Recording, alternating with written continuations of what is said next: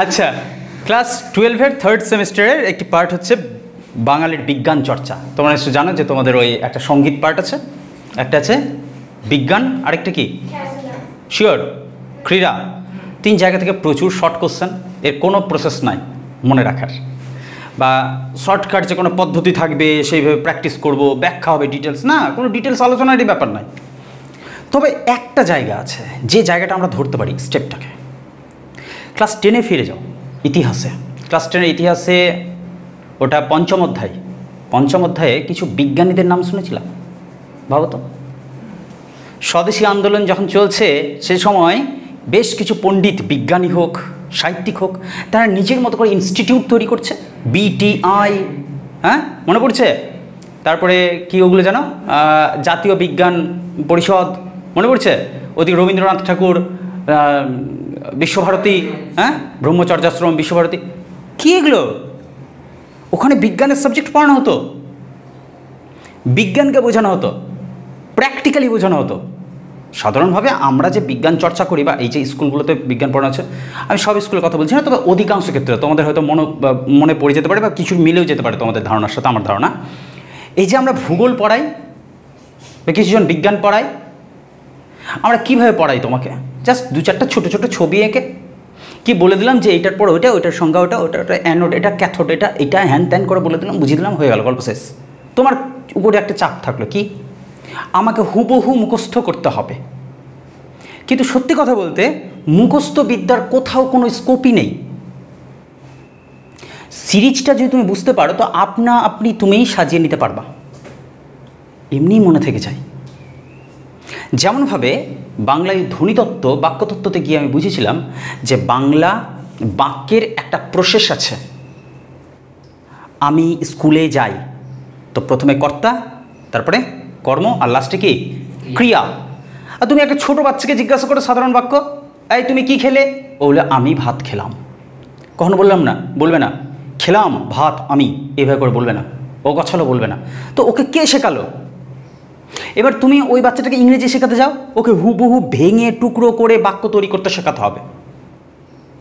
তাই বলছে এই জিনিসগুলো আমাদের যে ইনস্টিটিউটগুলোতে আমাদের সামনে ভালো পরিমাণে বিজ্ঞান শিক্ষার জন্য বা শেখানোর জন্য বিভিন্ন ধরনের যে জিনিসপত্র থাকা উচিত, যা যা দরকারি প্রয়োজনীয় জিনিস, উপাদানগুলো, ম্যাটেরিয়ালসগুলো যেগুলো প্রয়োজন, সেগুলো নাই আমাদের স্কুলগুলোতেই নাই, কলেজগুলোতেই নাই। টিউশন টিচারের কাছে তো ঘন্টা থাকবে, হ্যাঁ আমাদের কাছে একটা ওই গ্লোব থাকলো, ছোটো করে গ্লোব বাজার থেকে কিনে নিয়ে চলে আসলাম, একটা ম্যাপ থাকলো, আর আমাদের কলম তো আছেই, ঠুকে দিলাম যেমনি তেমনি করে ছবি বুঝিয়ে দিলাম। ফলে আমরা এই পড়াটা কোনো কাজে লাগাতে পারি না ভবিষ্যতে গিয়ে, বুঝবে তো। স্টুডেন্টকে যখন বিজ্ঞান পড়ানোর সাথে সাথে হাতে কলমে করিয়ে দেখানো হয়, প্র্যাকটিক্যালি শেখানো হয়, ওটা হয়ে গেল ইঞ্জিনিয়ারিং কাজ বা কারিগরি শিক্ষা। বোঝা যাচ্ছে বিষয়টা? তো আমাদের এই ভারতবর্ষে, পুরো ভারতবর্ষের কথা নয়, ভারতবর্ষের মধ্যে আমরা হচ্ছি বাঙালি, তো তোমাদের সাবজেক্টটাই হচ্ছে বাংলা। বাংলাতে বিজ্ঞান চর্চা কেমন, কবে থেকে শুরু হলো, কীভাবে শুরু হলো, কী কী তৈরি হলো ইত্যাদি, কারা কারা করলেন, কী কী চেঞ্জ করলেন ইত্যাদি। ফলত আমাদের সামনে যদি প্র্যাকটিক্যালি কিছু করে দেখানো হয় তো ওটা আমাদের মনে থেকে যায়। ভালো করে খেয়াল করো যে একটা 300 পাতার উপন্যাস পড়ার পর তোমার হুবহু হয়তো একটা বিষয়ের পর কি টপিক এসেছিল, কার ঘটনা এসেছিল, পুরোটা হয়তো সিরিজটা মনে নাও থাকতে পারে, কিন্তু দীর্ঘদিন সময় ধরে তোমার একটা জিনিস মনে থাকবে যদি তোমাকে 2 ঘন্টার ওটা মুভি দেখিয়ে দেওয়া হয়। কারণ মুভিটা চলচ্চিত্র, চিত্রটা চলছে, যখন চলছে তো মনে হচ্ছে তুমি ওখানে ক্যারেক্টার হয়ে যাচ্ছ। হ্যাঁ, পড়তে গিয়েও ক্যারেক্টারটাকে নিজের মধ্যে আত্মস্থ করে নেওয়া যায়। লেখকের যদি সেই রকম দক্ষতা থাকে, লিখনী শৈলী থাকে, তাহলে উপন্যাসটির যে ক্যারেক্টার, সেই ক্যারেক্টারের সাথে যেন আমরা যুক্ত হয়ে যাই। কিন্তু এটা সবচেয়ে বেশি হয় ছবির সাথে, ছায়া ছবি বা চলচ্চিত্র। সেই মুভিটা দেখতে গেলে আমাদের খুব বেশি মনে থাকে, অর্থাৎ ওটা প্র্যাকটিক্যালি আমার সামনে অভিনয় করে দেখানো হলো, ওটা বেশি আমার মনে থাকলো, তুলনামূলকভাবে যা আমরা চর্চা করলাম তার থেকে বেশি মনে থাকলো। এবার আমাকে যদি কেউ বলে ঘটনাটা বলো, 2 ঘন্টার মুভি দেখার পর 8 ঘন্টা আমি কিন্তু বকবক করতেই পারবো। কিন্তু 200-300 পাতার বই যখন আমি এবড়ো খেবড়ো করে পড়লাম, আজ 2 ঘন্টা পড়ি, কাল 1 ঘন্টা পড়ি, তারপরে দিন হয়তো পড়লামই না, তারপরে হয়তো 50 পাতা পড়ে নিলাম, এইভাবে পড়ে 7 দিন ধরে কমপ্লিট করলাম, তারপরে যখন আমাকে বলবে একটা সারসংক্ষেপ বলো, তো আমার খুব বেশি 5 থেকে 10 মিনিটের উপর মুখ চলবে না।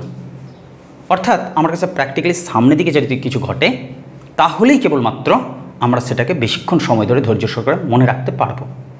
কিন্তু তোমাদের যে টপিকগুলো আছে এই টপিকগুলো বলছে বিজ্ঞান চর্চা, বাঙালির বিজ্ঞান, কত বিজ্ঞানী এসেছেন, কত রকমের কাজ করেছেন, কত কিছু আবিষ্কার করেছেন, তুমি কী করে মনে রাখবা? কার কার সম্পর্কে মনে রাখবা? ফলত আমাদেরকে একটা জায়গা করতে হবে কি, আমরা স্টেপ বাই স্টেপ সাল অনুযায়ী নামবো, যেভাবে আমরা ইতিহাস পড়েছিলাম ক্লাস 10-এ।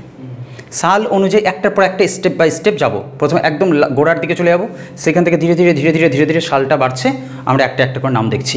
একদিনে তো হবে না, ইম্পসিবল ব্যাপার। তবে আমরা চেষ্টা করতে পারি যতটা সহজভাবে সেটা সম্ভব মনে রাখা। তথ্যগুলোকে মনে রাখতে হবে, সাংকেতিক শব্দ দিয়ে দিয়ে প্র্যাকটিস করতে হবে। তো আমার এখানে কাজ চলবে, সাথে সাথে মুখ চলবে, আর তোমরা তথ্য শব্দগুলো নোট করতে থাকবা। ক্লিয়ার? শুরু করো।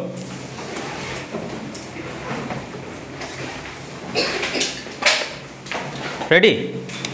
ফার্স্টে আমি বললাম, দেখো বিজ্ঞান চর্চা বিভিন্ন সময়ে হয়েছে। একটা হয়েছে ঔপনিবেশিক আমলে, এক কথায় বিভিন্ন ধরনের মানে আমাদের দেশে যখন বিভিন্ন উপনিবেশ স্থাপন করা হচ্ছে, কারণ ইংল্যান্ড, পর্তুগিজ, ডেনমার্ক, ঠিক আছে, ফরাসি, এরা সব যখন উপনিবেশ স্থাপন করছে সেই সময় থেকে আমাদের চর্চা শুরু হয়ে গেছে। কিছু ইংরেজরাও তো, ব্রিটিশ তো, কিছু ভারতীয়, এরা শুরু করে দিয়েছে একটু একটু করে চর্চা, বিজ্ঞানের চর্চা। তার আগে তো মধ্যযুগ ছিল, মধ্যযুগে একদম মানে বিজ্ঞানহীনতাই বলতে পারো তুমি। নতুন করে যে আধুনিক চর্চা শুরু হবে, সে চিকিৎসা বিজ্ঞান বলো, পদার্থ বিজ্ঞান বলো, রসায়ন বিজ্ঞান বলো, কোনোটাই মধ্যযুগে কিন্তু ছিল না। ছিল ভেষজ উদ্ভিদ চিকিৎসার জন্য, মানে ওই ওষুধপত্র, যেমন তুলসী পাতা থেকে কী হয়, নিম পাতা থেকে কী হয়, ওই গাছের ছাল থেকে কী হয়, শিকড় থেকে কী হয়, পাতা থেকে কী হয়, ফুল ফল থেকে কী হয়, বিভিন্ন ধরনের ওষুধ তৈরি হতো, টুকটাক ছিল। কিন্তু আধুনিক চিকিৎসা বিজ্ঞান তো ছিল না, ধীরে ধীরে শুরু হলো। তো এটা প্রথম আমাদের স্টেপ হচ্ছে গিয়ে ঔপনিবেশিক আমলে কী কী বিজ্ঞান চর্চা করেছে বাঙালিরা, তাদের সম্পর্কে জানবো। তারপরে জানবো স্বদেশী সময়ে, স্বদেশী আন্দোলন যখন চলছে ওই সময়টাতে যারা যারা আসলো টোটাল। তো দুটো পার্টে আমরা টোটাল বিষয়টাকে ভেঙে দিলাম। ওকে, তো ফার্স্ট পার্ট শুরু হচ্ছে আমাদের ওই ঔপনিবেশিক। সম্পূর্ণ ঔপনিবেশিকটাও একদিনে হবে না, তো যতটা আমরা পারবো লোড নিতে এক একটা ক্লাসে আমরা ততটাই করব। তারপর ওইটাকে প্র্যাকটিস করব। এবার তথ্য শব্দ যে তোমাকে খুব বেশি মুখস্থ রাখতে হবে তারও কোনো কারণ নাই, পড়তে পড়তে মনে থেকে যায়। আর তোমাদের একটা উপায়ও আছে, ভালো দিকও আছে। হ্যাঁ, প্রথমে খারাপ দিকটা আমাদের মনে আছে, নেগেটিভ চিন্তাটা, যে আমি কি করে মনে রাখবো শর্ট কোশ্চেনের আনসার। তো তোমার তো এসএকিউ নাই, তোমার এমসিকিউ আছে, অর্থাৎ তোমার অপশানস দিয়ে দিবে। বারবার যদি তুমি দেখো কি না শব্দগুলোর দিকে, দেখতে দেখতে একটা অভ্যাস হয়ে যায়। এক্সাম্পল, মাঝে মাঝে এমন কিছু বানান যা আমাদের ঠিক ঠিক মনে পড়ে না, তখন আমরা কী করি, কলম নিয়ে হাতে লিখে দিই, কাগজে লিখে দিই, দেখি তো এটা র নাকি ল। হ্যাঁ, রটাই কারেক্ট লাগছে। চোখের একটা সৌন্দর্য আছে, ও ঠিক নির্বাচন করে নেয়। তো সেইভাবেই তোমার উপস্থিত বুদ্ধি তোমাকে তখন কাজে লেগে যাবে। তো আপাতত আমাদেরকে ঠান্ডা মাথায় প্র্যাকটিসটা ঠিকঠাক করতে হবে। প্রথমে আমি বললাম কি, এশিয়াটিক সোসাইটি। ফার্স্ট 1 নম্বরে লিখলাম এশিয়াটিক সোসাইটি। লেখো তোমরা, এশিয়াটিক সোসাইটি।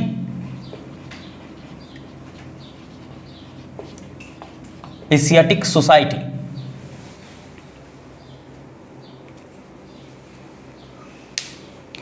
এটা হচ্ছে গোটা বিশ্বের মধ্যে দ্বিতীয় প্রাচীনতম প্রতিষ্ঠান। এটা বিশ্বের দ্বিতীয় প্রাচীনতম প্রতিষ্ঠান। পারবে বাক্যটা বলতে? এশিয়াটিক সোসাইটি ছিল বিশ্বের দ্বিতীয় প্রাচীনতম প্রতিষ্ঠান। এবং এটা কত খ্রিস্টাব্দে প্রতিষ্ঠা পেয়েছিল, কার পৃষ্ঠপোষকতায়, কে করেছিলেন? ধরো আমি তোমাকে বললাম, এই যাও ওইখানে এই একটা স্কুল প্রতিষ্ঠা করো, তো তুমি গিয়ে প্রতিষ্ঠার সমস্ত দায়িত্ব নিলা, কিন্তু আমার পৃষ্ঠপোষকতায়, তোমার উদ্যোগেই সেটা তৈরি হলো। তাহলে দুজন তো আলাদা আলাদা ব্যক্তি না। তো 1784 খ্রিস্টাব্দ, তোমার মনে থাকবে নিশ্চয়ই, 1784 কী হয়েছিল, এশিয়াটিক সোসাইটি প্রতিষ্ঠা পেয়েছিল। হলো 1784, গেল কথা একটা পার্ট, 1784। এবার কে কার পৃষ্ঠপোষকতায় করেছিল, দুটো কথা আছে। কার পৃষ্ঠপোষকতায়, কে উদ্যোগ নিয়ে এই কাজটা করেছিল। যার পৃষ্ঠপোষকতায়, তার নামটা মনে রাখো, ওয়ারেন হেস্টিংস। ওয়ারেন হেস্টিংস, লিখতে থাকো, হেস্টিংস। তার পৃষ্ঠপোষকতায় যিনি এটার উদ্যোগ নিয়েছিলেন এবং পুরো কাজটা তৈরি করে দিয়ে দিয়েছিলেন, এশিয়াটিক সোসাইটি স্থাপন করে দিয়েছিলেন, উইলিয়াম জনস। উইলিয়াম জনস এটা প্রতিষ্ঠা করেছিলেন। আমাদের কাজ কি? আমাদের কাজ হচ্ছে সেই সব প্রতিষ্ঠান এবং বিজ্ঞানীদের নিয়ে কথা বলবো আমরা, যারা বাঙালি এবং বাংলায় স্থাপন করেছে, হয় বাঙালি না হলে বাংলাতে স্থাপন করেছে এবং বিজ্ঞান নিয়ে চর্চা করেছে। তো আমরা দেখছি এশিয়াটিক সোসাইটি সম্পর্কে এখন আমরা জানি না, এখানে বিজ্ঞানের কি চর্চা শুরু হয়েছিল ভাই? হয়েছিল। এইখানে প্রথম বিজ্ঞান বিষয়ক নানান আলোচনা করা হতো, ফার্স্ট টাইম একদম, ঠিক আছে? বাংলায় প্রথম এখানেই বিজ্ঞান বিষয়ক আলোচনা করা হতো, বিজ্ঞান বিষয়ক আলোচনা। তো আলোচনা লিখলাম আমি, সাংকেতিক কথা শব্দ, ওকে। এখানকার প্রথম ভারতীয় সভাপতি কে ছিলেন সেটাও মনে রাখতে হবে, তাহলেই কাজ হয়ে গেছে। প্রথম ভারতীয় সভাপতি, প্রথম ভারতীয় সভাপতি নাম কি তার? তিনি একজন রাজা ছিলেন, রাজা রাজেন্দ্রলাল মিত্র। রাজা, হ্যাঁ, রাজা রাজেন্দ্রলাল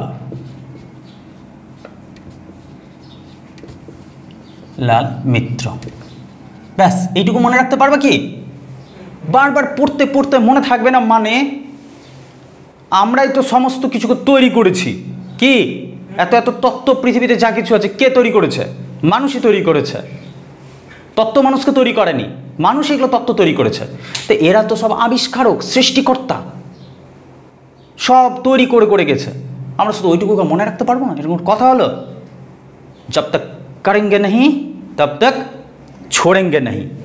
তো সবসময় প্র্যাকটিসে থাকো, ইম্পসিবল কিছুই নয়। এর আগের দিন যখন এক্সাম নিয়েছিলাম দেখেছিলে তোমরা নিশ্চয়ই কেউ কেউ চুপ আছে বা কারো কারো ঠিকঠাক কলম চলছেই না, মনে পড়ছে? কিন্তু তোমরা তো আবার ঠিকই করলা, কেউ কেউ। কীভাবে সম্ভব? আরও যদি প্র্যাকটিস করো তো তোমার একটাও ভুল হতো না। বুঝতে পারছো বিষয়গুলো? যে যেমন প্র্যাকটিস করবে তার রেজাল্ট তেমনই হবে, সোজা কথা। আপনি সে ভুলে গেছো, এবার পড়ে শোনাও। বলো প্রথম শব্দ, প্রথম কথাগুলো দিয়ে কি বলেছিলাম বাক্যটা? বিশ্বের দ্বিতীয় প্রাচীনতম প্রতিষ্ঠান এটা স্থাপন হয়েছিল কার পৃষ্ঠপোষকতায় আর কার উদ্যোগে? এখানে কি বিষয় আলোচনা হতো? আরও অন্যান্য বিষয় হতো, কিন্তু বিজ্ঞানটা নিয়ে আমাদের চর্চা, আমাদের সাবজেক্টে বিজ্ঞান নিয়ে পড়তে হচ্ছে, ঠিক আছে? নেক্সট, এর প্রথম ভারতীয় সভাপতি কে ছিল? রাজা রাজেন্দ্রলাল মিত্র। ব্যাস এইটুকুই। এবার নেক্সট পার্টে চলে যাই। অন্য একটা প্রতিষ্ঠান, নাম দিলাম শ্রীরামপুর মিশন। না, আমি দিলাম না, শ্রীরামপুর মিশন।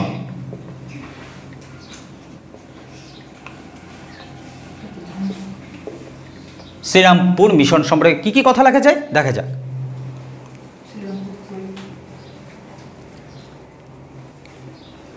বাংলা ভাষায় গদ্য নিয়ে রিসার্চ যারা করেছে, যারা যারা রিসার্চ করেছে, বিদ্যাসাগর থেকে শুরু করে আরও যত যা এসেছে রিসার্চ করছে পরবর্তীকালে, সব এগুলো ওই তোমার 1856, 1828, রামমোহন টামন, এগুলো সব তো তোমার পড়ে আসলা সেকেন্ড সেমিস্টার কি ফার্স্ট সেমিস্টারে সব ছিল এগুলো। রামমোহন, বিদ্যাসাগর, এগুলো সব নিয়ে চর্চা করলাম।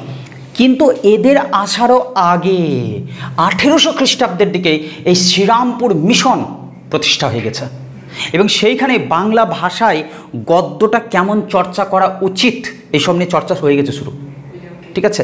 উইলিয়াম কেরি সাহেব। তো একে কি বলা হতো জানো? বাংলা ভাষায় গদ্য চর্চার পথিকৃৎ। পথিকৃৎ মানে যে পথ দেখিয়েছে আমাদেরকে, পথিকৃৎ যে আগে আগে চলে, পথ দেখায়, ঠিক আছে? তো একে বলা হয় বাংলা ভাষার গদ্য চর্চার পথিকৃৎ। লেখো তাহলে তিনি ছিলেন গদ্য চর্চার গদ্য চর্চার পথিকৃৎ। পথিকৃৎ কে?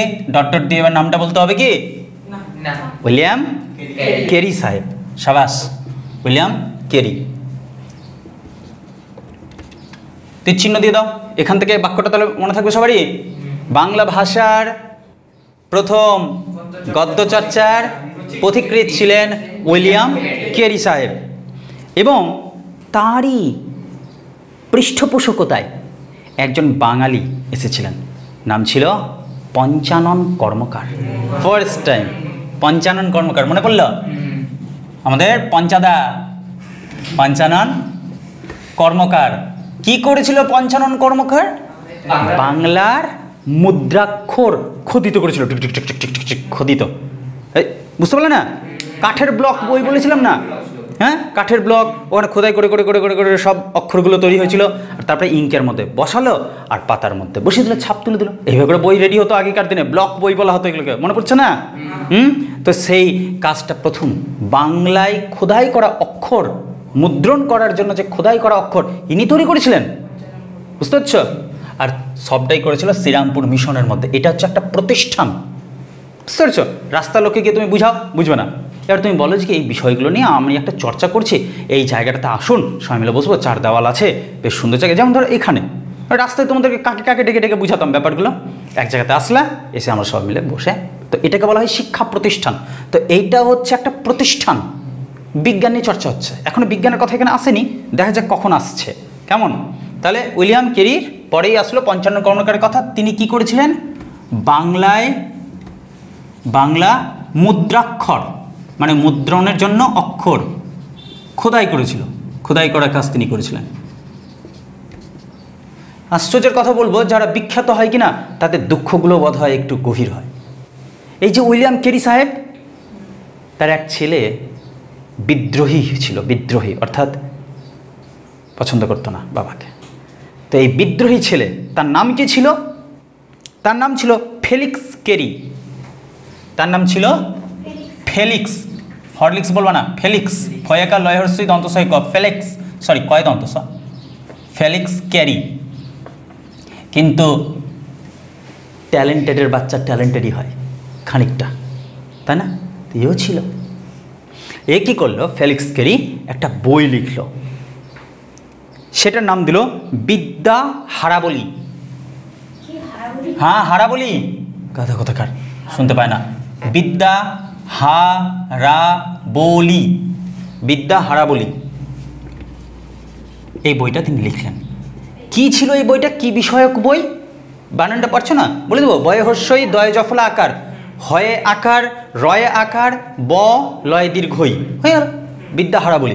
এই বইটা লিখলো। এই বইটা কি বিষয়ক ছিল? বাংলাতে প্রথম অস্থি, অস্থি মানে হচ্ছে হাড়, হাড্ডি যেটাকে বলো, সেই হাড়, ঠিক আছে, আর শারীরবিদ্যার নিয়ে, শরীরবিদ্যা নিয়ে গ্রন্থ ছিল। এটাই প্রথম বাংলায় লেখা অস্থি এবং শরীরবিদ্যার বই, এটাই প্রথম ছিল। তো চলে আসলো না, বিজ্ঞানে ঢুকে গেল না, চিকিৎসা বিজ্ঞানে ঢুকে গেল, ঠিক আছে। তাহলে কি? অস্থি ও শরীরবিদ্যা,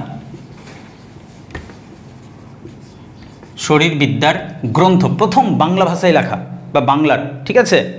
এই শ্রীরামপুর মিশন থেকেই দুজন ব্যক্তি সম্পাদনা করতেন একটা পত্রিকা, দিগদর্শন। কে সে ব্যক্তি? একজনের নাম জন ক্লার্ক আর আরেকজনের নাম মার্সম্যান। জন ক্লার্ক ও মার্সম্যান, এই দুজনের মিলে সম্পাদনা করত দিগদর্শন পত্রিকা। ব্যাস, হয়ে গেল। এ বিষয়ে আর কোনো চর্চার বিষয় নাই। আরেকবার চর্চা হয়ে যাক। বাংলা গদ্য চর্চার পথিকৃৎ বলা হয়, তারপরে সেখানেই বাংলা মুদ্রাক্ষর খোদিত করেছিল তিনি। বিদ্যা হারাবলী গ্রন্থ রচনা করেছিলেন, যেটিকে বলা হয় বাংলা ভাষার প্রথম অস্থি ও শারীরবিদ্যার গ্রন্থ। সেই শ্রীরামপুর মিশনে জন ক্লার্ক আর মার্সম্যান সম্পাদনা করতেন দিগদর্শন। ব্যাস, কোথায় প্রবলেমস? কোনো প্রবলেমস নাই, ঠিক আছে। থিওরিটি চাই তাহলে। এরপরে 3 আর 4 তোমাদের খুব পরিচিত দুটো জিনিস, একটা হচ্ছে হিন্দু কলেজ আর একটা হচ্ছে স্কুল বুক সোসাইটি, ঠিক আছে। তো আগে আমরা স্কুল বুক সোসাইটি করব। স্কুল বুক সোসাইটি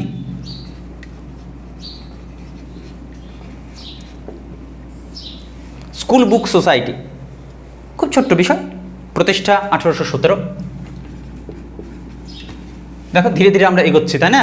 1784, 1800 এটা গেল, তারপর 1817-তে ঢুকলাম, ধীরে ধীরে ধীরে ধীরে আমরা এগোচ্ছি। ফলে মুখস্থ করার কোনো ব্যাপার নেই, সালটাল, হ্যাঁ। কিছু শব্দগুলো, কিছু ব্যক্তির নাম, এগুলো তো মনে রাখতেই হবে, চর্চা করতে করতে মনে থেকে যাবে, অসুবিধা হবে না। ঠিক আছে, 1817 সালে এটি প্রতিষ্ঠা পেল। কে করলো, কার তত্ত্বাবধানে এই কাজটি করলো? David Hare. ডেভিড হেয়ার সবচেয়ে প্রধান কাজের দায়িত্বে ছিলেন, ডেভিড হেয়ার সাহেব, ডেভিড হেয়ার। ঠিক আছে, এইখান থেকে ডেভিড হেয়ার কী করেছিলেন, পশ্যাবলী বলে একটা মাসিক পত্রিকা প্রকাশ করতেন। পশ্যাবলী, প তালব্য শয়ে বফলা আকার, ব লয় দীর্ঘই, পশ্যাবলী নামক কি মাসিক পত্রিকা। কেমন পত্রিকা? মাসিক, মানে প্রতি মাসে মাসে একটা করে পত্রিকা বের হতো। ঠিক আছে, পশ্যাবলী নামক একটি মাসিক পত্রিকা। আশ্চর্যের বিষয়, এই পত্রিকাটা যে বের হতো, এটাই ছিল প্রথম বাংলা ভাষায় রচিত প্রথম বিশ্বকোষীয় রচনা। সারা বিশ্বে কত প্রকারের কোষ আছে, এককোষী জীব, বহুকোষী জীব, হয় না? তো এই কত প্রকারের কোষ, এইসব নিয়ে বিভিন্ন ধরনের রিসার্চ করে করে এই পত্রিকায় প্রকাশ করা হতো। তো বিশ্বকোষীয় রচনা বলা হয়। বাংলা ভাষায় প্রথম, বাংলায় ভাষায় প্রথম বিশ্বকোষীয় গ্রন্থ, বিশ্ব কোষীয় রচনা।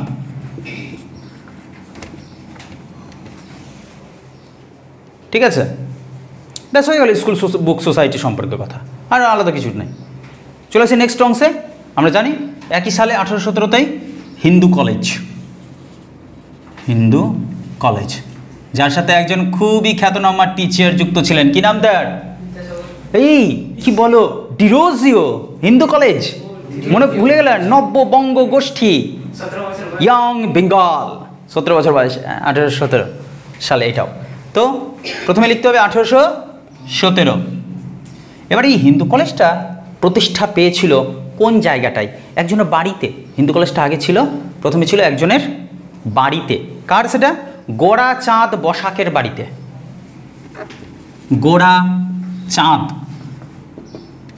বসাকের বাড়িতে।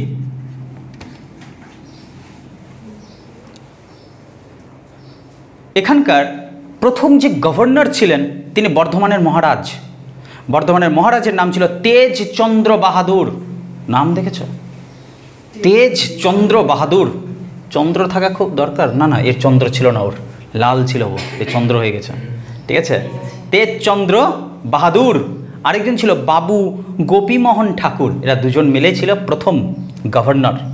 তাহলে 1817 খ্রিস্টাব্দে গোড়াচাঁদ বসাকের বাড়িতেই প্রথম প্রতিষ্ঠা পায় হিন্দু কলেজ। এখানকার প্রথম গভর্নর ছিলেন, না কোথাকার? তেজ তেজ করছে শুধু সাবু। বর্তমানে কে? হ্যাঁ, মরা বলল, প্রথমে শুনলাম মরা, মহারাজ না, মহারাজ। বর্ধমানের মহারাজ তেজচন্দ্র বাহাদুর ও আরেকজন ছিল বাবু গোপীমোহন ঠাকুর। আজকের দিনে বাবু তো সবাই সবাইকে বলে এখন, বুঝতে পারলে? বাবু গোপীমোহন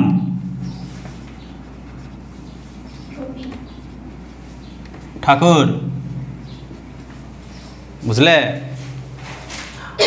এখন তুমি বলবা বিজ্ঞানের সাথে কোথায় কি কাজ আছে? বিজ্ঞানের সাথে মারাত্মক কাজ আছে। এইটা এমন একটা ইনস্টিটিউট, সেখানে সব সাবজেক্টের পাশাপাশি বিজ্ঞান নিয়েও রিসার্চ করা হতো, যার পরিণামে আজও এটা রয়েছে, কিন্তু নামটা অন্য। সময়টা হচ্ছে 1855 সাল, যখন এর নাম পাল্টে রাখা হয় প্রেসিডেন্সি কলেজ। আজ আছে? হ্যাঁ, 1855-তে নাম পাল্টে যায়, প্রেসিডেন্সি নাম হয়ে যায়, প্রেসিডেন্সি।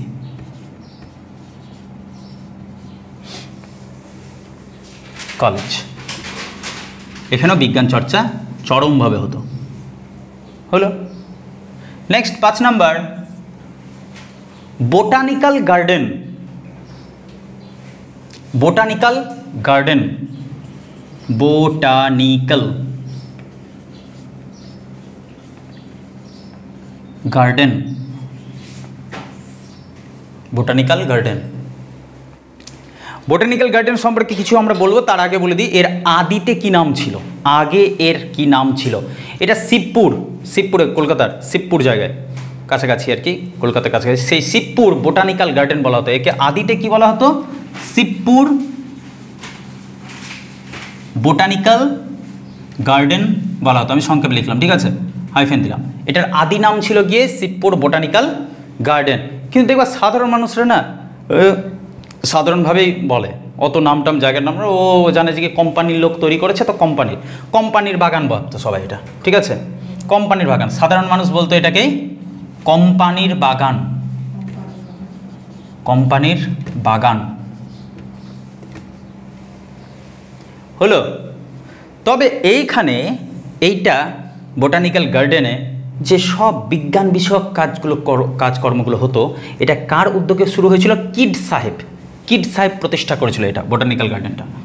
কিড কিড সাহেব প্রতিষ্ঠা করেছিল, কিড সাহেবের প্রতিষ্ঠায়। বর্তমানে এটার নাম আলাদা হয়েছে আচার্য জগদীশ চন্দ্র বসু বোটানিক্যাল গার্ডেন। এটা বর্তমান নাম কি? আচার্য জগদীশ চন্দ্র বসু বোটানিক্যাল গার্ডেন। আমি সংক্ষেপে লিখলাম আচার্য জগদীশ চন্দ্র বসু বোটানিক্যাল গার্ডেন, এখন বর্তমান নাম এটার, ঠিক আছে। এইখান থেকেই চর্চা করতে করতে একজন ব্যক্তি উদ্ভিদ বিদ্যার জনক হিসেবে নাম পায়, পরিচিতি লাভ করে। উদ্ভিদ বিদ্যার জনক, এখানে উদ্ভিদ বিষয়ে খুব চর্চা করা হতো। তো ভারতীয় উদ্ভিদ বিদ্যার জনক বলা হয় সেই ব্যক্তির নাম হচ্ছে রক্সবার্গ। দন্তস্ব বয়াকার গয়রেব, রক্সবার্গ। তাকে কি বলা হয়? ভারতীয় উদ্ভিদ বিদ্যার জনক, উদ্ভিদ বিদ্যার জনক। বোঝা গেছে? এই বোটানিক্যাল গার্ডেন থেকে একজন বিশেষ ব্যক্তি এবার বেরিয়ে গেল। পরবর্তীকালে 1952 সালে এই বোটানিক্যাল গার্ডেন এগুলো সব নাম টাম পাল্টে দিয়ে নতুন নাম হলো ভারতীয় উদ্ভিদ উদ্যান। ওই জায়গাটা তুমি কখনো ঘুরতে যাবা, মানে বিজ্ঞান বিষয়ক উদ্ভিদ টুভিদ বিভিন্ন ধরনের চাষবাস সব বৈজ্ঞানিক পদ্ধতিতে, সবই বৈজ্ঞানিক পদ্ধতিতে। দেখলেই তুমি দেখতে দেখতে কিছু না কিছু শিক্ষা তৈরি হয়ে যাবে, দেখেই তো শেখে অধিকাংশ মানুষ। তো এটার নাম কি চেঞ্জ হয়েছে? 1952 সালের ঘটনা। 1952তে এর নাম চেঞ্জ হলো। কি নাম হলো? ভারতীয় উদ্ভিদ উদ্যান। ভারতীয় উদ্ভিদ উদ্যান।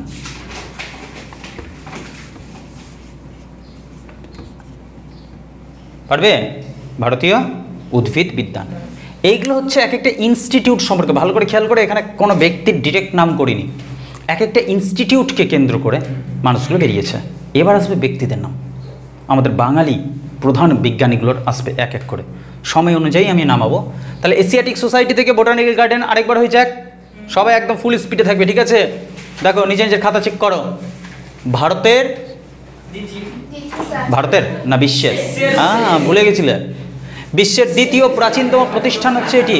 1784 খ্রিস্টাব্দে ওয়ারেন হেস্টিংসের তত্ত্বাবধানে উইলিয়াম জোন্সের উদ্যোগে এটি প্রতিষ্ঠা পেয়েছিল। এখানে বিজ্ঞান বিষয়ক নানান আলোচনা হতো। নেক্সট, প্রথম ভারতীয় সভাপতি ছিলেন রাজা রাজেন্দ্রলাল মিত্র। আচ্ছা, নেক্সট, শ্রীরামপুর মিশন।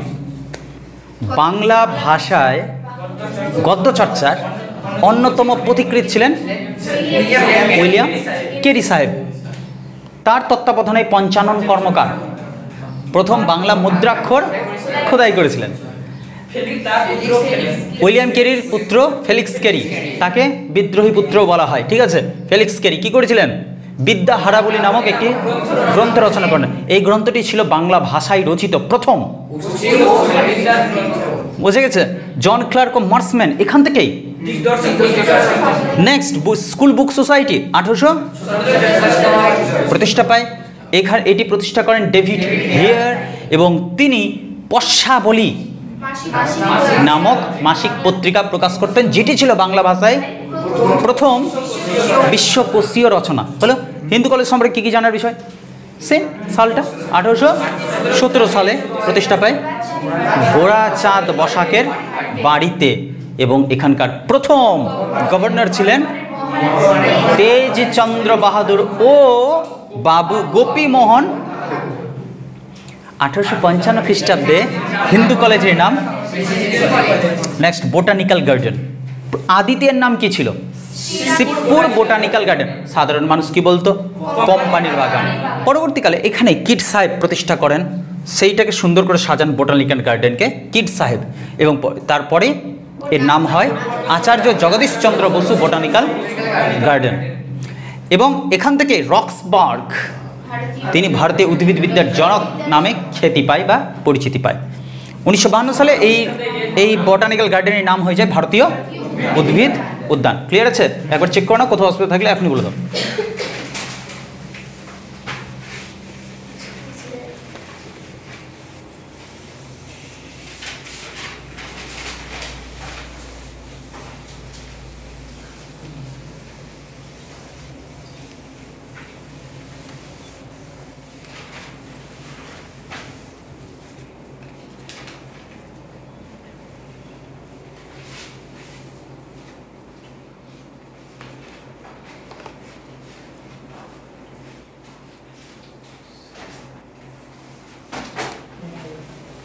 এবার ব্যক্তি সম্পর্কে শুরু করি, ঠিক আছে?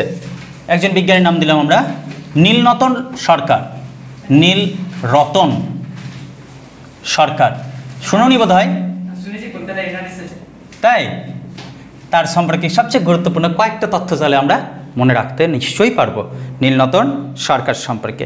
তিনি কলকাতা মেডিকেল কলেজ প্রতিষ্ঠা করেছিলেন। আর কি জানতে চাও?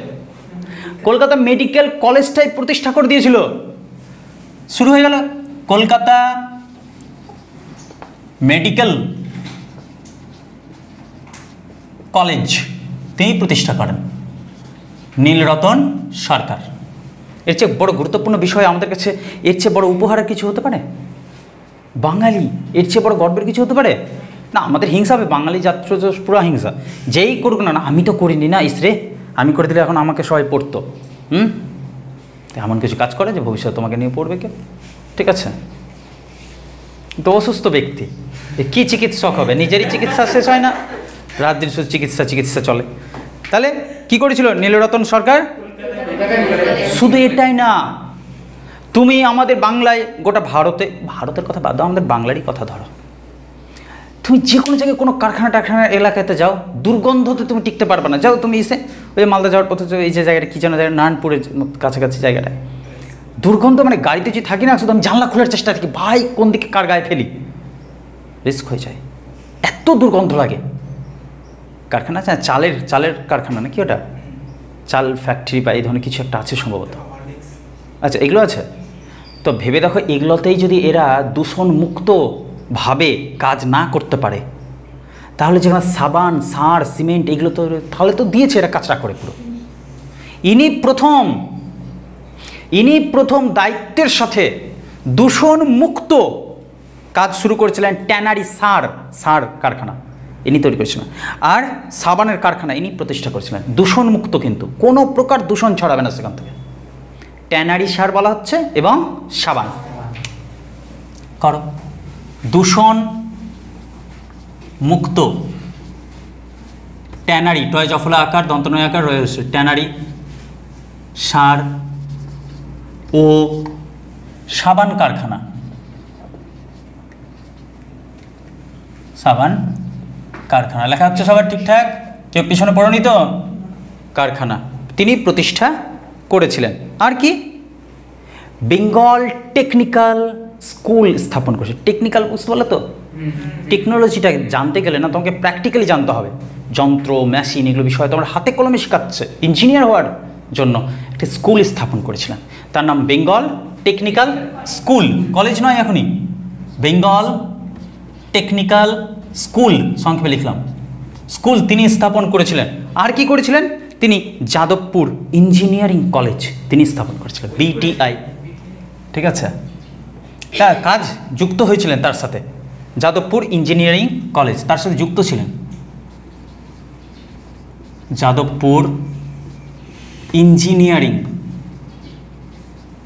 কলেজ এগুলোর সাথে তিনি যুক্ত ছিলেন, তারই উদ্যোগে এই কাজগুলো হয়েছিল। এছাড়া তিনি একটা ক্লাব প্রতিষ্ঠা করেছিলেন, আমাদের ওই ক্যারাম খেলার ক্লাব নয়, দাদাগিরি দেখানোর ক্লাব নয়, তিনি ক্লাব তৈরি করেছিলেন কিসের? Calcutta medical club. ক্লাব তৈরি করেছিলেন Calcutta medical club. Calcutta medical club তিনি প্রতিষ্ঠা করেছিলেন।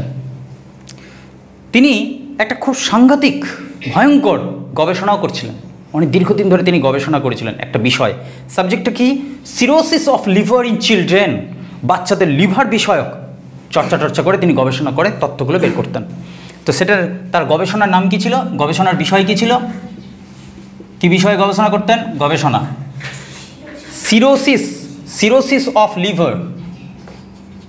Cirrhosis of liver in children.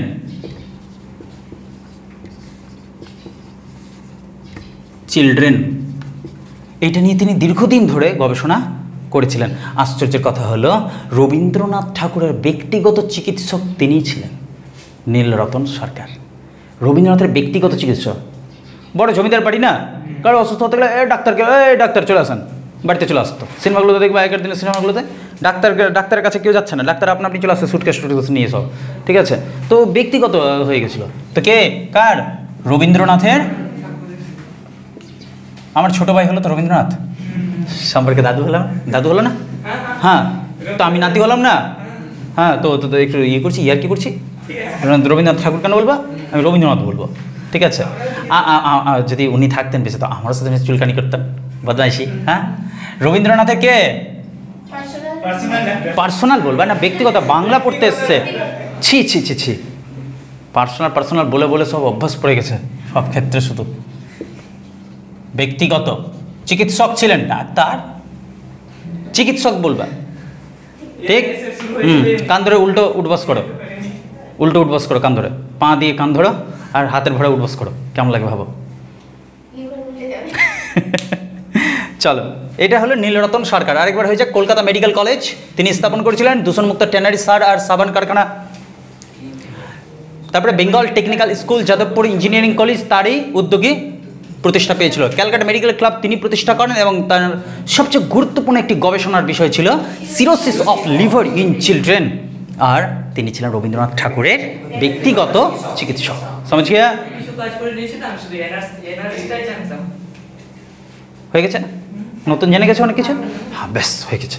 একটা মানুষ সারা জীবন ধরে কত কাজ করে, আর আমরা 4 লাইন 3.5 লাইনে ওকে জানতে চাইছি। এর থেকে বড় স্পর্ধার কিছু হতে পারে? এরপরে আসছে রাধা গোবিন্দ কর। এটা বিষয়ে তো জানতেই হবে। রাধা গোবিন্দ কর কেন জানবো না? এখনই সব হই করে উঠবা। এর সম্পর্কে তথ্য একটু জেনে গেলে দেখো তিনি কি স্থাপন করেছিলেন। বেলগাছিয়া, মনে করো মধুসূদন দত্তের নাটক পড়াতে গিয়ে বলেছিলাম বেলগাছিয়া নাট্যশালায়, হ্যাঁ, অলিক্য নাট্য রঙ্গে মজেলকে রড়বঙ্গে নিরখিয়া প্রাণী নাহি সয়। মনে পড়তাছে কি না পড়তাছে? দেখো ড্যাব করে তাকাচ্ছে, এর কিচ্ছু মনে পড়েনি, শিওর আমি একদম পুরো আকাশ থেকে পড়লো। বলে সেকেন্ড সেমে বলে দারুণ পরীক্ষা দিয়েছে, ফাটিয়ে দিয়েছে পরীক্ষা। কে কাকে ফাটিয়েছে এখন বুঝতে পারছি। এ পরীক্ষা ফাটিয়ে দিয়েছে, একে পরীক্ষা ফাটিয়ে দিয়েছে। কি লাজুক ছেলে, দেখি মুখটা দেখি একটু। রাধা গোবিন্দ কর একটা প্রতিষ্ঠা করেছিল। দেখো বেলগাছিয়াতে অ্যালবার্ট ভিক্টর কলেজ আর হাসপাতাল তৈরি করে দিয়েছিল। বেলগাছিয়ায় লেখো, বেলগাছিয়ায় Albert Victor college, Albert Victor college ও হাসপাতাল তিনি প্রতিষ্ঠা করেছিলেন। আজ এই হাসপাতালটা আছে, জানো তোমরা কি? জানো না? যার নামটা পাল্টে গেছে জাস্ট। বলা হচ্ছিল বেলগাছিয়ায় অ্যালবার্ট ভিক্টর কলেজ ও হাসপাতাল, এখন সেই ব্যক্তিটার নাম দিয়ে রাখা হয়েছে রাধা ফর আর গোবিন্দ জি কর। কিছু মনে পড়ল? আর জি কর হাসপাতাল, যেখানে এত বড় দুর্ঘটনা হয়ে গেল, বছরখানেক হতে চলল। এই আরজি কর, রাধা গোবিন্দ কর হাসপাতাল, মেডিকেল কলেজ, তিনি দাঁতব্য চিকিৎসালয় তৈরি করে দিয়েছিলেন। তিনি দাঁত স্পেশালিস্ট ছিলেন তিনি। দাঁতব্য চিকিৎসালয়, সাধারণ মানুষের দাঁতে ব্যথা হতে গেলে কি করে ব্যথার আসো, মিষ্টি টিষ্টি খাওয়া যায় না, সিন সিন সিন সিন সিন সিন করে। কে কাঞ্জিলাল করে তো নাকি? আইসক্রিম খাওয়া যায় না, না বুড়িয়া মানুষ। তো তিনি কি প্রতিষ্ঠা করেছিলেন জানো? দাতব্য চিকিৎসালয় প্রতিষ্ঠা করেছিলেন। গেল কথা, দাতব্য চিকিৎসালয়ের কথা। আচ্ছা, তার বেশ কয়েকটা বইও লিখেছিলেন তিনি, গ্রন্থ। তার মধ্যে এক দুটো লিখছি, কোনটা দিবে বাবু আমি জানি না, একটা অনুমান করে দু তিনটা বলছি। অ্যানাটমি বলে একটা বই লিখেছেন, অ্যানাটমি, ঠিক আছে, অ্যানাটমি। তারপরে সংক্ষিপ্ত ভেষজ তত্ত্ব নামক বই লিখেছেন, সংক্ষিপ্ত ভেষজ তত্ত্ব নামক বই লিখেছেন তিনি। আর কি? স্ত্রী রোগ চিকিৎসা, স্ত্রী রোগ চিকিৎসা বই গো বাবা, গ্রন্থতে লিখছি, দেখতে পাচ্ছ না? স্ত্রীদের কত ধরনের রোগ হতে পারে সেই সব নিয়ে তিনি গ্রন্থতে লিখেছেন। আমি তো পড়িনি, আমি তো বিজ্ঞানের ছাত্র নয়। তোমরা বিজ্ঞানে পড়াশোনা, তোমরা জানবা এগুলো ভালো করে সার্চ করে দেখবা যে কী আছে। স্ত্রী রোগ চিকিৎসা নামক বই রাধা গোবিন্দ করের, দেখি একটু পিডিএফটা বের করি, কী আছে পড়ি। এখান থেকে বাইরে হইতে এটাও পড়বা না তো, ওটা তো মানে বের করে মাথা খারাপ। আর মোবাইলে বের করতে, এগুলো সার্চ করতে গেলা আর ব্যাস চলে আসলো করতে গেলে টিং করে একটা ভিডিও, আহা রিলস, নাচ। তারপর কি যেন ওই যে বলছে মেলা বসেছে, ভিড় জমেছে, বসেছে মেলা। আর তারপরে কি বলছে, দেখতে যাবা, মনে পড়ছে না? শোনোনি গানটা? গান শোনোনি তোমরা? হ্যাঁ, কি শোনোনি? নেক্সটে আসি, খুব চলছে তো। আচ্ছা আচ্ছা, কোনো গান টান করতে পারে, দেখো সার্চ কি বদমাস ছেলে, এটা নিয়ে চর্চা চলছে। তো যে জিজ্ঞাসা করছে তখন থেকে, মেয়েটা খুব বাজি হয়ে গেছে। নেক্সট দেখো, কাদম্বিনী বসু, এই আসলে একটা লেডি ডক্টর। আসছি ধীরে ধীরে আসছি। কাদম্বিনী বসু, যেটা বলছি সেটা লেখো। হ্যাঁ, দাদা হলাম না, যেটা বলবো সেটা বলতে হবে, শুনতে হবে। কাদম্বিনী বসু, কানা লোক, শুনে শুনে বয়রা। কাদম্বিনী বসু, ময়ে বয়ে হস্যই দন্তনে দীর্ঘই, কাদম্বিনী বসু। বসুটাকে না ব্র্যাকেটে রাখলাম, ওই একটু আগে দুঃখ করে বললো না গঙ্গুলি শুনেছিলাম, তো গঙ্গুলি ভালোবাসায় বলছে গঙ্গোপাধ্যায়, তো লেখো গঙ্গোপাধ্যায়।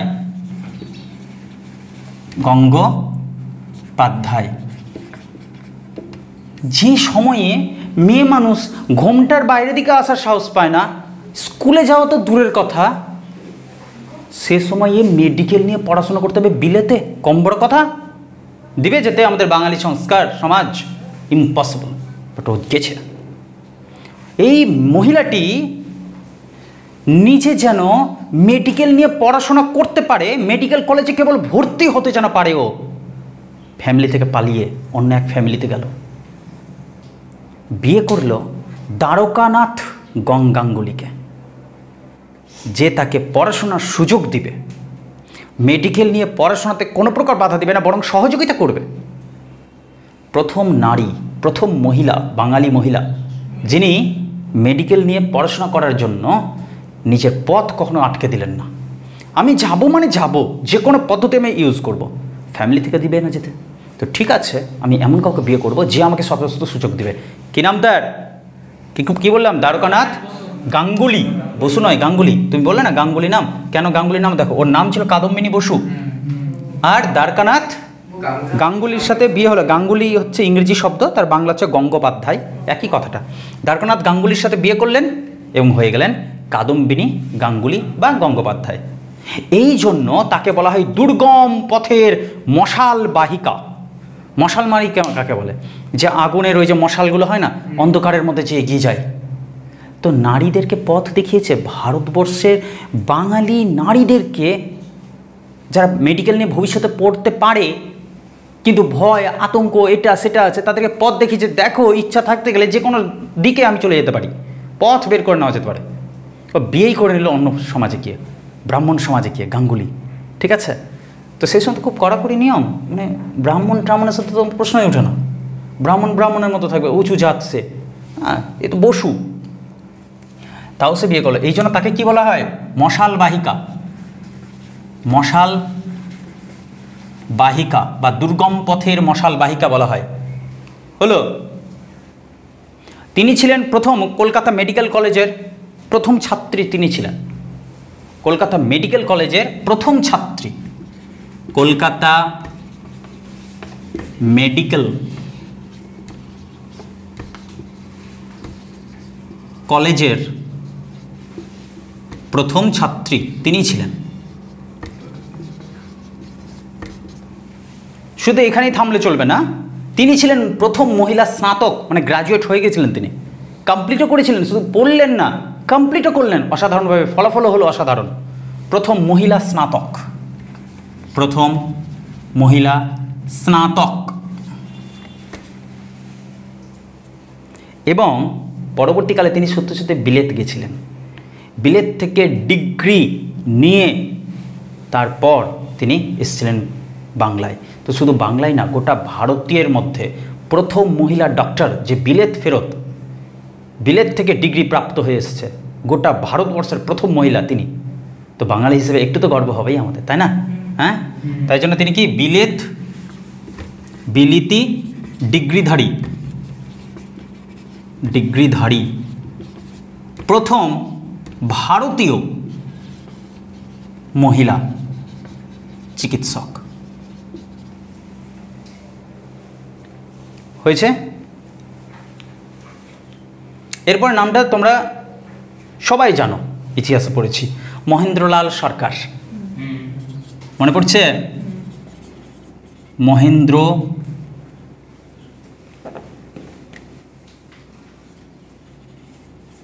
লাল সরকার,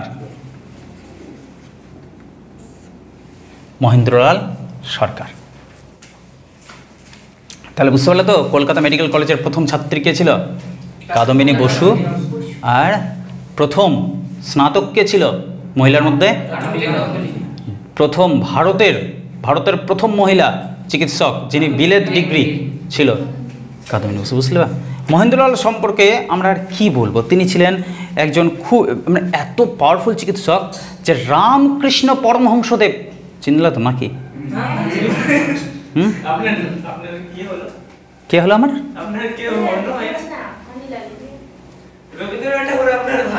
যতমত ততপথ। সে রামকৃষ্ণ দেবের কর্কট ব্যাধি হয়েছিল, সেটার চিকিৎসা তিনি করতেন। তো রামকৃষ্ণের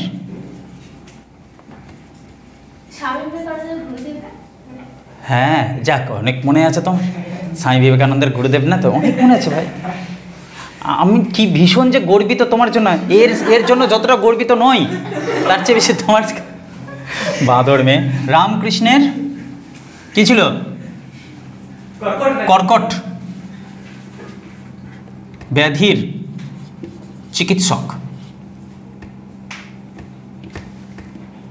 ব্যাধির চিকিৎসক।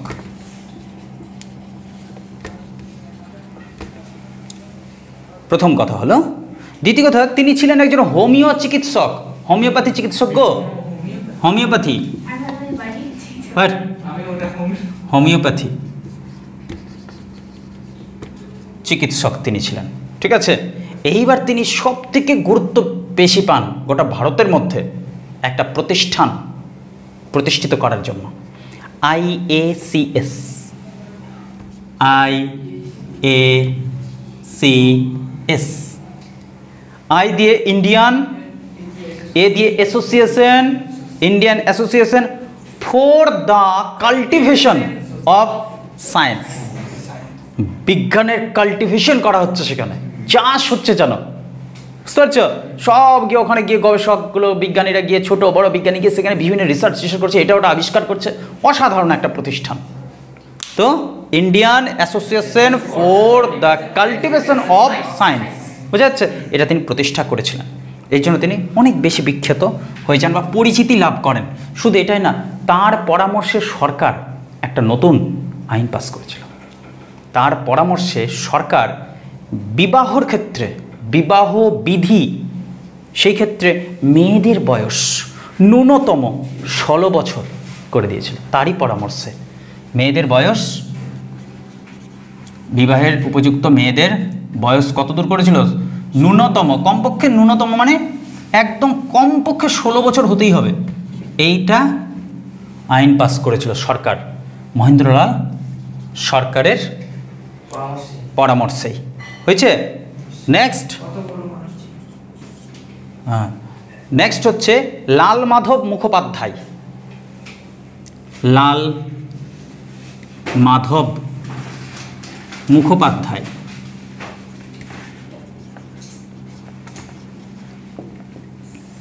লাল মাধব মুখোপাধ্যায় কি জানবো এর সম্পর্কে? খুব ছোট ছোট বিষয়। তিনি চক্ষু চিকিৎসক ছিলেন। এর আগে আমরা কি করলাম? হোমিওপ্যাথি চিকিৎসক, এবার তার আগে দাতব্য, দাঁত, এবার হচ্ছে গিয়ে চক্ষু চিকিৎসক। স্টেপ বাই স্টেপ তুমি মনে রাখতে পারবা, তো ভালো করে কমপ্লিট কর, ডে বাই ডে পড়াগুলো কমপ্লিট কর, তাহলে তোমার কোনো সমস্যা হবে না। কথা দিচ্ছি, চক্ষু চিকিৎসক, তিনি ছিলেন চক্ষু চিকিৎসক।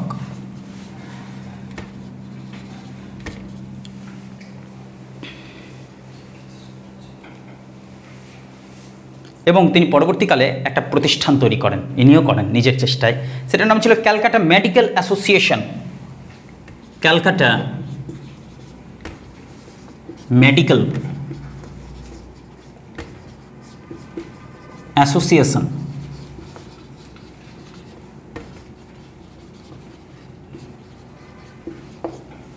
এর পুরো নাম সংক্ষেপে যদি বলা হয় IMA। IMA, আই দিয়ে ইন্ডিয়ান, এম দিয়ে মেডিকেল, এ দিয়ে অ্যাসোসিয়েশন। তিনি একটা গ্রন্থ লিখেছিলেন অক্ষিতত্ত্ব নামে। তার লেখা গ্রন্থ, খুব বিখ্যাত একটা গ্রন্থ, অক্ষিতত্ত্ব। অ যুক্ত ক্ষয় হর্ষই ত আর তয় তয় বফলা, অক্ষিতত্ত্ব নামক গ্রন্থ রচনা করেন।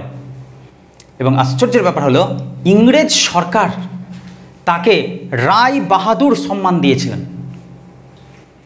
রায় বাহাদুর সম্মান দিয়েছিলেন ইংরেজরা তাকে কি সম্মান দিয়েছিল? রায় বাহাদুর সম্মান দেন।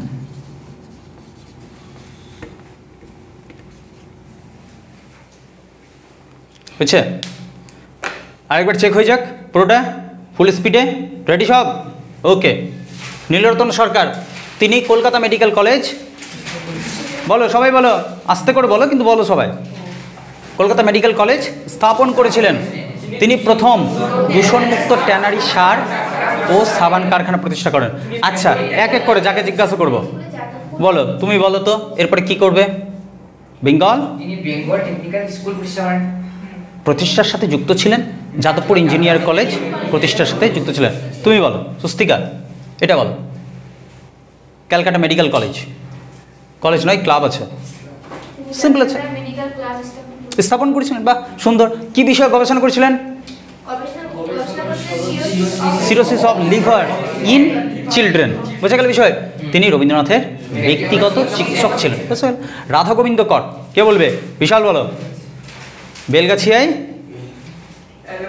অ্যালবার্ট ভিক্টর কলেজ আর হাসপাতাল তিনি প্রতিষ্ঠা করেছিলেন, যার বর্তমান নাম আর.জি. কর মেডিকেল কলেজ বর্তমান নাম। তিনি দাতব্য চিকিৎসালয় স্থাপন করেন এবং তার বিখ্যাত একটি গ্রন্থ হলো অ্যানাটমি, আরও পাশাপাশি সংক্ষিপ্ত ভেষজ তত্ত্ব, স্ত্রীরোগ চিকিৎসা প্রভৃতি। বোঝা গেল? নেক্সট, কাদম্বিনী বসু বা গঙ্গোপাধ্যায় বা গাঙ্গুলি, যাই দিক, ব্যাপারটা কি? কাদম্বিনী বসু কি করেছিলেন মনতো? কেন? মেডিকেল নিয়ে পড়াশোনা, মেডিকেল কলেজে ভর্তি হওয়ার জন্য তিনি কাকে? দ্বারকানাথ গাঙ্গুলিকে বিবাহ করেছিলেন, যার কারণে তাকে বলা হয় দুর্গম পথের মশাল বাহিকা। তিনি প্রথম কলকাতা মেডিকেল কলেজের ছাত্রী ছিলেন। তারপরে তিনি প্রথম মহিলা স্নাতক, বিলিতি ডিগ্রিধারী প্রথম বাঙালি নয়, গোটা ভারতের মধ্যে ভারতীয় মহিলা তিনি ছিলেন। নেক্সট, মহেন্দ্রলাল সরকার। রামকৃষ্ণ দেবের তিনি ছিলেন। হ্যাঁ, তারপরে হোমিওপ্যাথি চিকিৎসক ছিলেন এবং তিনি পরবর্তীতে প্রতিষ্ঠা কি করেছিলেন? IACS এর পুরো নাম Indian association for the cultivation of science. Clear আছে? নেক্সট, তিনি তার উদ্যোগে পরামর্শে সরকার মেয়েদের বিয়ের বয়স ন্যূনতম 16 বছর নির্ধারণ করেন। লাল মাধব মুখোপাধ্যায়, তিনি ছিলেন একজন বিখ্যাত চক্ষু চিকিৎসক। তিনি ক্যালকাটা মেডিকেল অ্যাসোসিয়েশন প্রতিষ্ঠা করেন, যার সংক্ষিপ্ত নাম IMA। তার লেখা একটি খুবই গুরুত্বপূর্ণ এবং বিখ্যাত গ্রন্থ হলো অক্ষিতত্ত্ব। চোখ আছে না তো, অক্ষি সম্পর্কে অক্ষিতত্ত্ব। ইংরেজ সরকার তাকে রায় বাহাদুর সম্মানে ভূষিত করেছিলেন। ঠিক আছে, ব্যাস 10টা করেই হবে এক এক দিন। ঠিক আছে, কোথাও অসুবিধা থাকলে বলো। এরপরে আবার নতুন করে 10টা হবে। 4-5 দিনের মধ্যে পুরো স্টেপ কমপ্লিট হয়ে যাবে বিজ্ঞান বিষয়। বুঝতে পারছো?